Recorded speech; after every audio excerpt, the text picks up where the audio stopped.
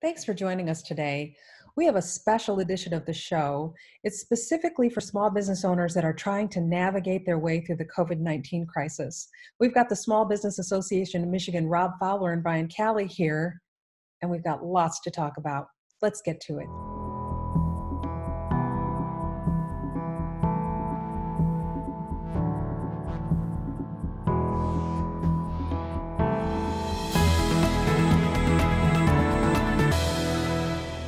Welcome, Brian Callie and Rob Fowler from the Small Business Association of Michigan.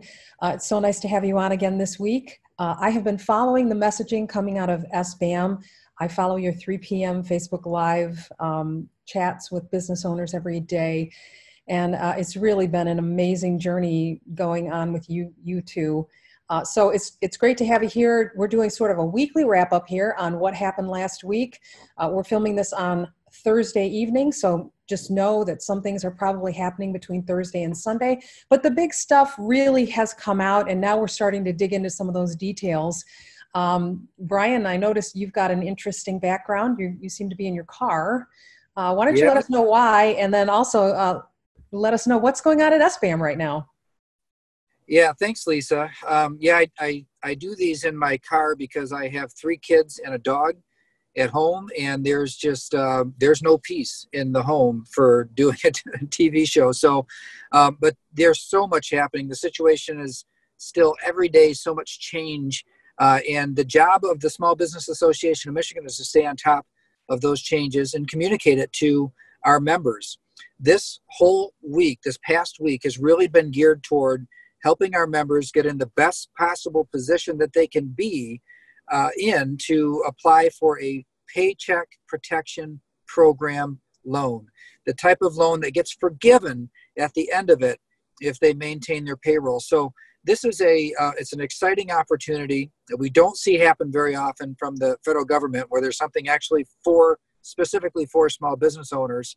But we feel real urgency behind this because so many of our members and the small business community at large, they're really struggling today. And so this is our work. This is what we're determined to do, is to make that connection and ensure that every single one of them takes advantage of everything that's available to them.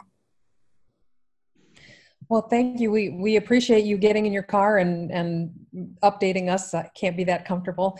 I have to say I'm living and breathing the PPPL, the Paycheck Protection Program loan, every minute of every day. I'm just so anxiety ridden about getting my application in soon enough. I don't know how it's going to be processed. I don't know how well banks are going to be doing. I'm hoping I picked the right bank. But I found, I hope it's okay to mention, maybe I shouldn't, but there was a large bank that I found a checklist of all the things that I needed for the PPPL application.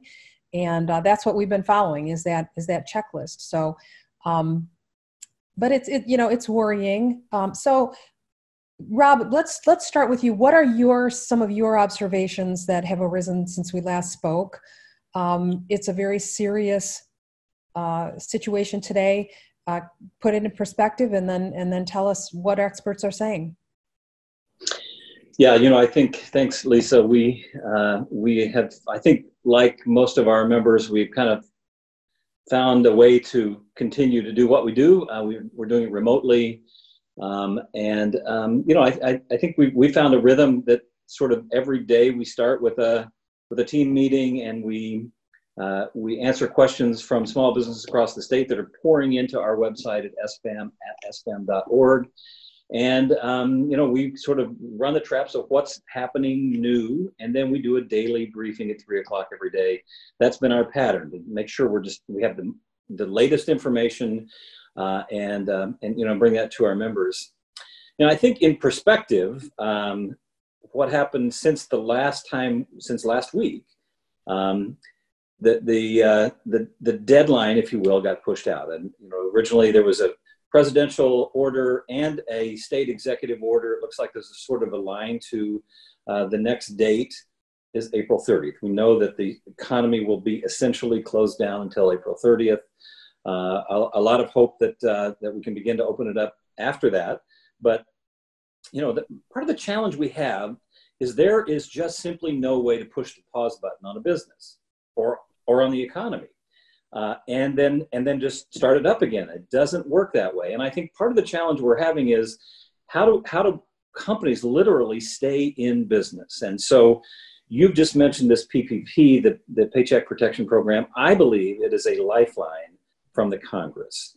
I may never have said those words before in my life, a lifeline from the Congress, but I believe that's what we have. And we literally are trying to get every small business in the state of Michigan to understand it, to consider it, and to think about, I think actually it's a big enough game changer that if more companies in Michigan take advantage of it, then Michigan will rebound better than other states. It's that level of a lifeline. And so, as Brian said, we're focusing most of our attention on that paycheck protection program, and really trying to help our members learn about it, understand it in the context of their own business. And we hope that it is truly a game changer for them, a lifesaver for them. Well, I've got a lot riding on it. I'm just absolutely sure that I'm going to win this lottery and I'm going to get one of those loans. And we were pretty conservative coming into this crisis, so I think I really feel confident we're going to come out of it. I happen to be in an executive group that happened to have met this morning, and they've got some really great questions. I have to tell you, every single business owner in that group was aware of the loan. They were aware of the MEDC loans. They were aware of the local LEAP loans, which is in our community. So everybody in my circle is paying very close attention to these loans. And I know I hear you at SBAM say that you want people to be aware of it. I can't imagine owning a business and not being so aware of it that you are just like trying to get out of the starting gate with it. I mean, that's, like I said, that's how I feel. But they had some really viable questions. And I think maybe we should tackle those, because we know that the package has X amount of dollars. So the single biggest question is there enough to go around? Well, that's actually a really easy question to answer. And the answer is no. There is most definitely not enough. That is $350 billion for the entire United States of America. And if you do the math, $350 billion divided by the number of small businesses, 22 million of them, it's only $17,000 per business. And most applications will be much, much higher than that. We're concerned that the money will run out within a week or so, maybe a week or to 10 days at the longest. I sure hope I'm wrong about that, but I'm probably not. And so we are recommending to our members to not wait. And maybe it'd be good to just give a quick overview. So in case somebody doesn't know what we're talking about, you can get a loan which will later be forgiven if you do certain things. It's 250% of your average monthly payroll. That's your loan size. If you use it to maintain your payroll at the same rate and numbers that you had before, and only for 8 weeks, and then only use the money for that payroll, for utilities, interest, and rent or lease payments, then the loan is forgiven at the end of the process. You don't have to pay it back. And so we think there's going to be a ton of demand for this.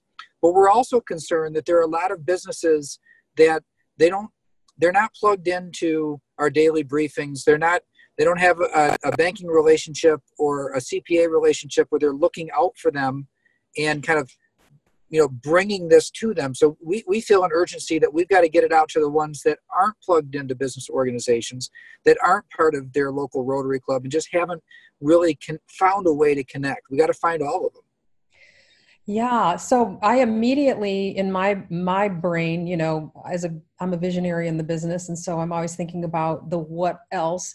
Immediately, I think, okay, there's not enough money to go around. Who is not eligible?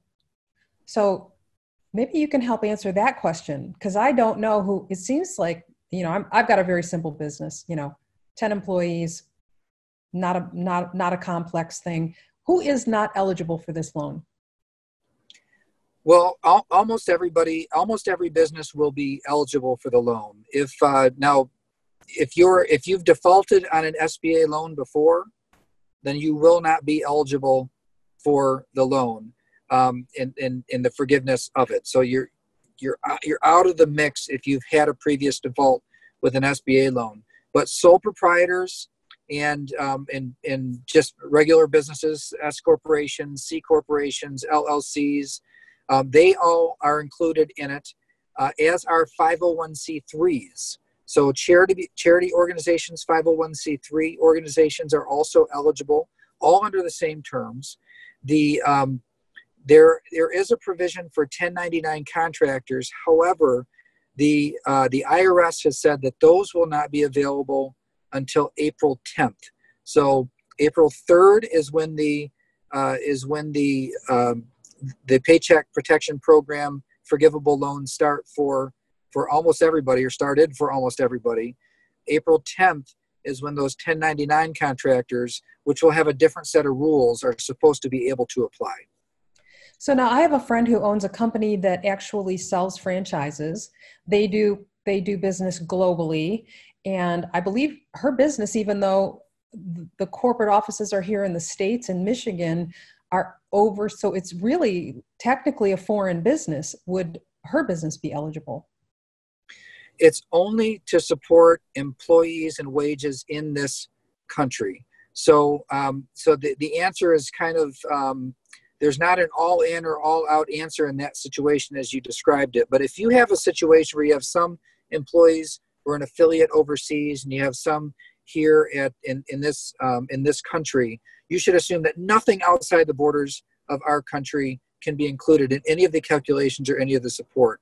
But in terms of then what does that mean for how you apply, you're really going to have to work with your bank or your loan officer to compare your particular situation to what the rules say, because there's a lot of different ways a business could organize, and there's not a good way to give just a rule of thumb, except for any wages or payroll outside of the United States of America is explicitly excluded from this Paycheck Protection Program.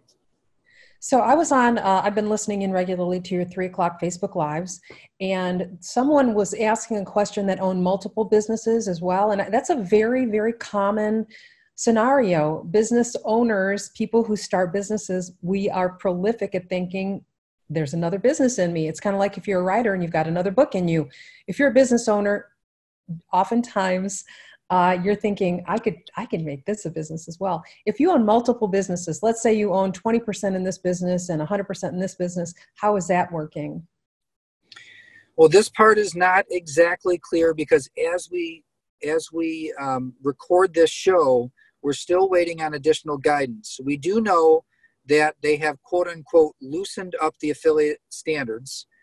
We do know that there are some cases where businesses that are connected together in ownership or otherwise can be separated and considered in separate applications. But we also know that the application includes the question, what other businesses do you have a controlling interest in, or something to that effect that you're also an owner of, which would suggest that there are some circumstances where they would either combine them together or limit the number of applications that you can take.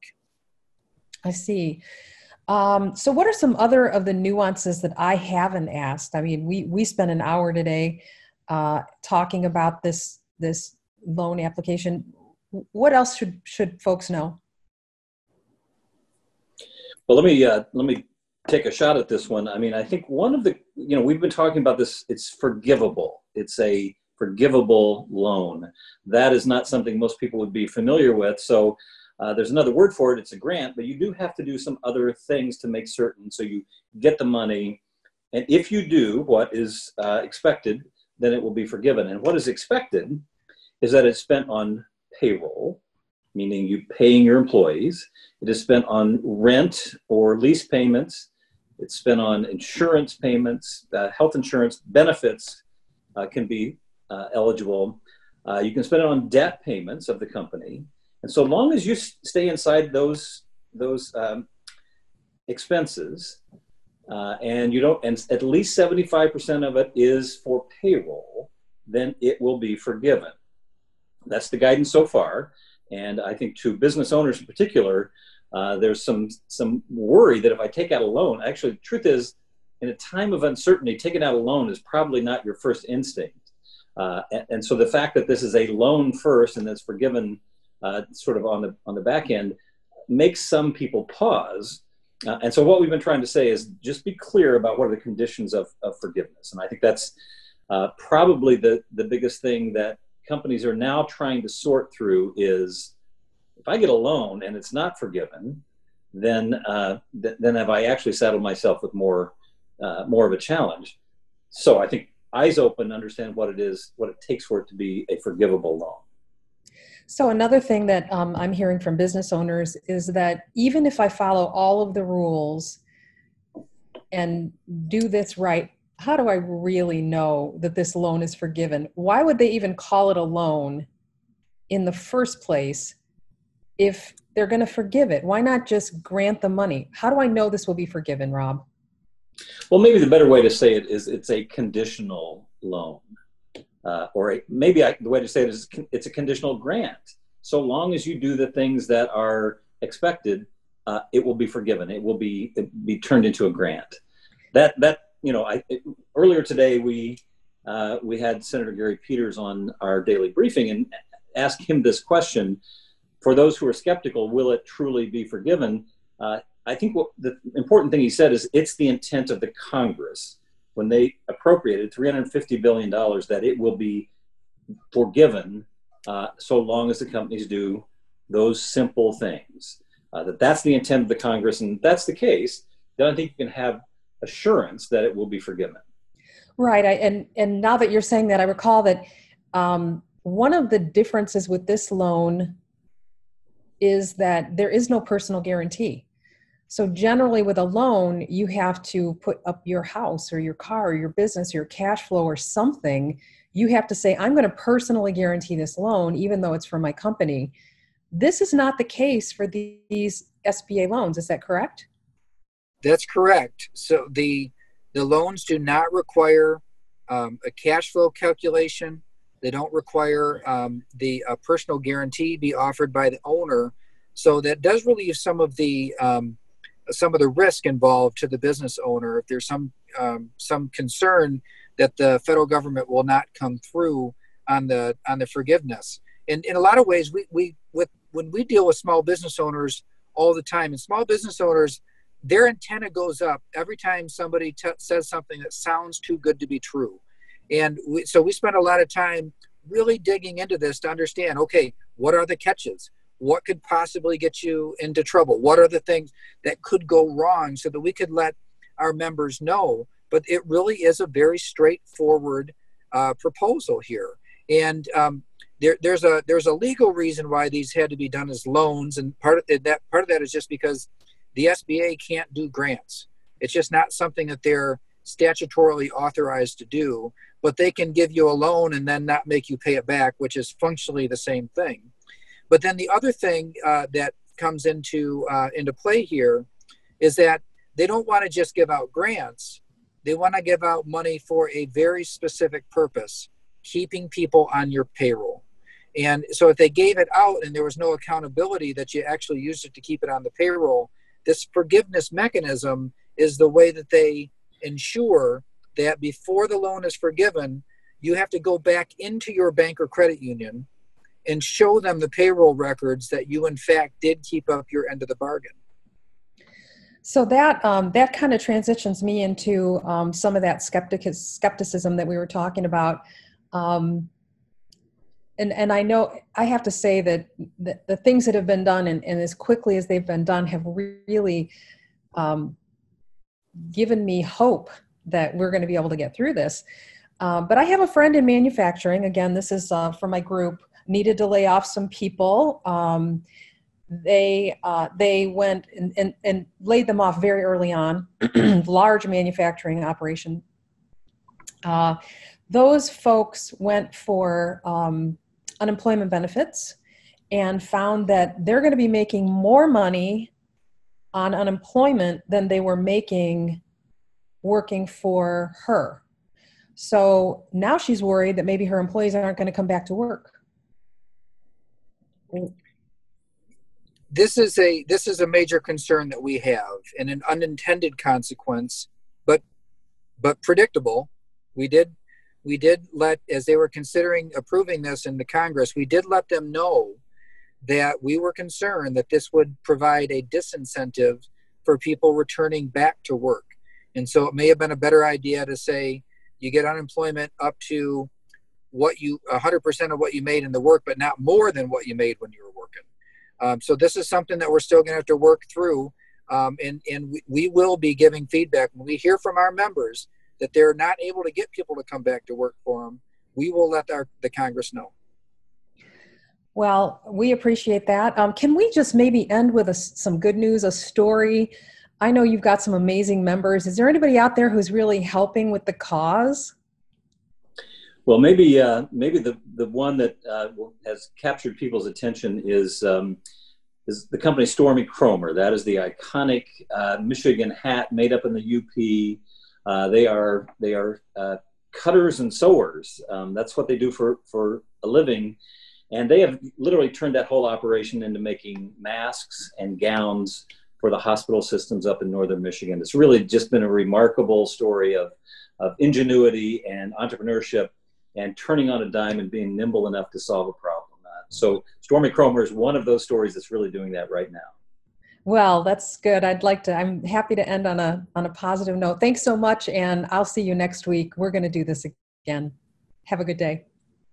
Thanks, Lisa.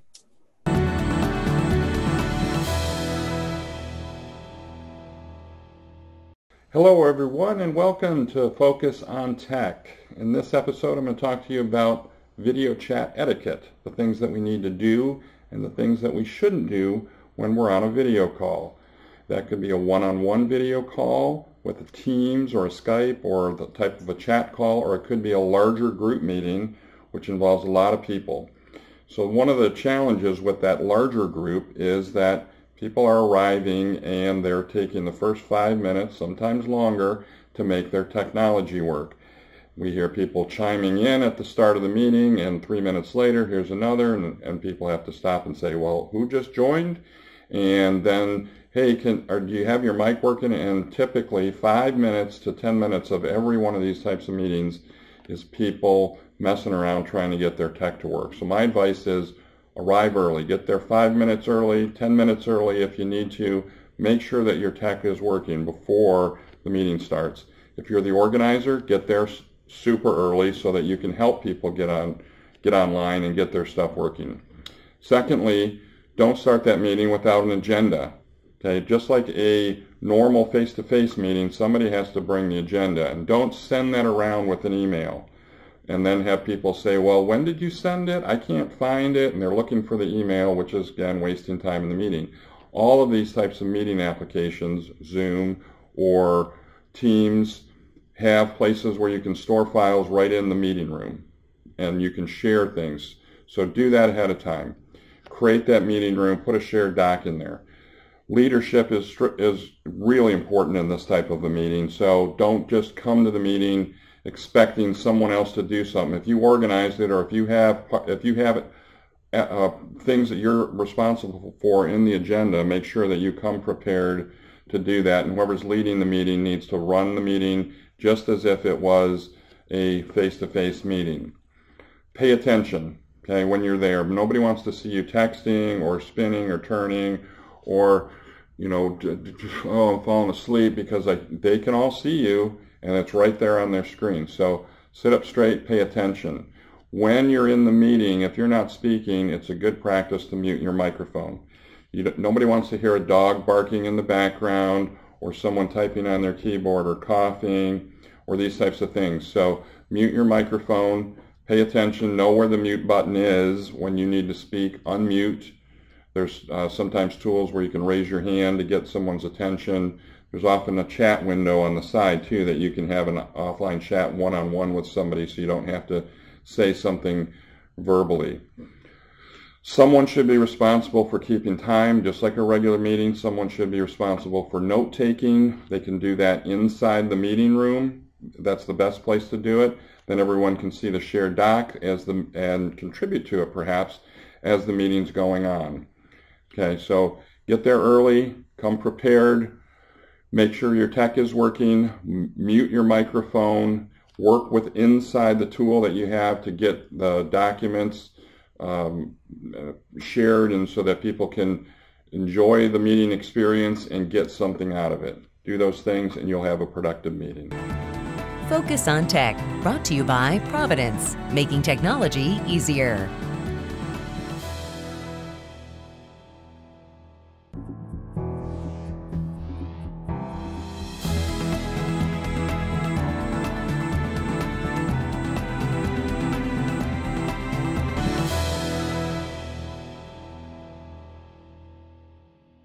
Today's Focus on Legal is for businesses who have been forced to close as a result of the current pandemic. Now, let's face it, natural disasters and other unexpected events close businesses all the time, but this is unlike anything we've ever seen, and the stress from owning one of these businesses can feel overwhelming. I recommend to start by creating a list of your top 3 priorities. This will give you something to do, allow you to make a short-term plan, and have some sense of control over your short-term future. This will hopefully start to alleviate some of that stress. Your top 3 priorities are likely your payables, receivables, and staff. For your payables, make a list of your financial obligations in order of importance, likely rent, mortgages, insurance. Okay, remember you probably are getting a tax holiday, so check that out, and take off any auto pays for services you're not currently using. Keep as much in cash reserve as you can and start relying on those lines of credit. As far as the receivables go, you're not getting too much cash in the door, so now's a good time to go to your customers and offer discounts for paying in advance or paying their bills in full. You may also want to offer gift cards and gift certificates for future use. This will get revenue in the door and will generate goodwill. As far as staff, this is a difficult topic. I strongly recommend that you rely on the State of Michigan's excellent website that gives advice and recommendations and lays out the law for employers who are currently facing this difficult decision. For those of you who have already had to lay off, please keep in touch with your employees at this time and make sure that you are helping them access their different unemployment benefit resources, other community and financial resources that may be available to them. Making this list will not only keep your mind busy, but it will give you some sense of control and therefore alleviate some stress during this awful time. Take care. Focus on Law, brought to you by Policella and Associates, PLLC.